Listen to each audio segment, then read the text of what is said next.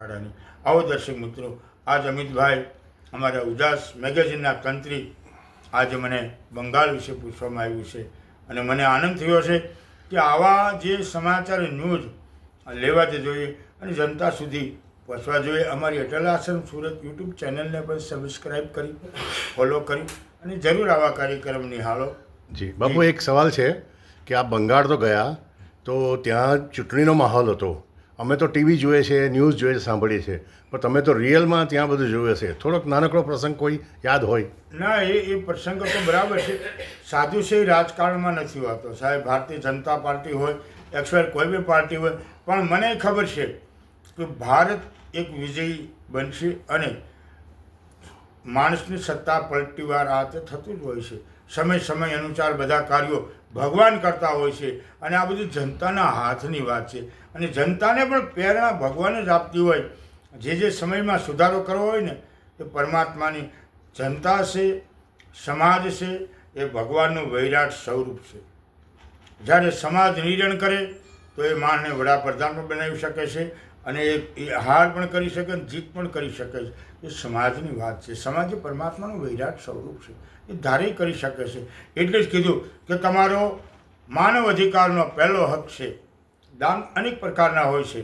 અમે પણ કીધું છે, અમે પણ મતદાન કર્યું છે. ત્યાં પણ એ ચર્ચા કરે છે લોકો કે આપણો અધિકાર, માનવ અધિકાર પહેલું મતદાન અવશ્ય કરવું જોઈએ. ભલે કોઈ પણ જીત હાર થાય પણ તમારી કાર્યકાળમાં તમારે મતદાન તો અવશ્ય કરવું. ઘણી કયા પક્ષને આપવું, શું આપવું એવું નથી કહેતો, પણ આ દાન જરૂર કરવું. તમારો કિંમતી મત, તમારો કિંમતી અધિકાર કોઈ સારા પક્ષને આપો જે તમારા દેશનું, રાષ્ટ્રનું, સમાજની સેવા કરે. બાપુ, આજે 1 મે છે, ગુજરાત દિવસ છે અને ગુજરાતમાં સિર્ફ સુરતને જ મહત્ત્વ આપવામાં આવ્યું છે. તો આજે ગુજરાત દિવસે મુખ્યમંત્રી સિવાય બધા જ મંત્રીઓને બધા જ આખું ગુજરાતને અહીંયાથી જ આજનો દિવસ એ કરવામાં આવશે. એના વિશે 2 શબ્દો. આજે ગુજરાતનો પ્રથમ દિવસ એટલે જન્મદિવસ કહેવામાં આવે અને ગુજરાત એક દેશ એવો, પ્રદેશ એવો છે કે શાંતિપ્રિય છે. ધંધા રોજગાર ગમે તે હોય તો એમાં શાંતિ છે. આજે ગુજરાતની અંદર રાતના 12 વાગે બેન દીકરી ફરી શકે છે, ખુલ્લેઆમ જઈ શકે છે. દરેક પ્રાંતના, દરેક રાજ્યોના, દરેક જિલ્લાઓના આ બધી જનતાઓ અમારા સુરત જિલ્લાની અંદર બિરાજે છે, ગુજરાતમાં આવેલી છે. સાહેબ, ગુજરાતનું કોઈ પણ ક્ષેત્ર હોય એમાં સુરતની અંદર ખાસ. કેમ?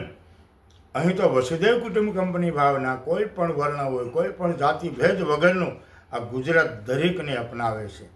આવો આપણે પણ વસુદેવ કુટુંબકમની ભાવના. અમારા માનનીય વડાપ્રધાન જ્યારે ગુજરાતમાં હતા, આ તો અમારો ગુજરાતનો શેર છે અને આજે ભૂપેન્દ્રભાઈના હાથ નીચે આજે સરકાર ચાલી રહી છે.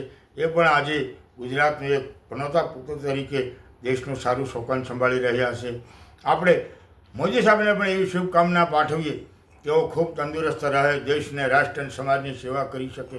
એવી આજ ગુજરાતના જન્મદિવસ નિમિત્તે મંગલ શુભકામના. આવો આપણે સાથે મળીને ગુજરાતનો વિકાસના વિચારો કરીએ. બાપુ, આપનો ખૂબ ખૂબ આભાર. નમો નારાયણ.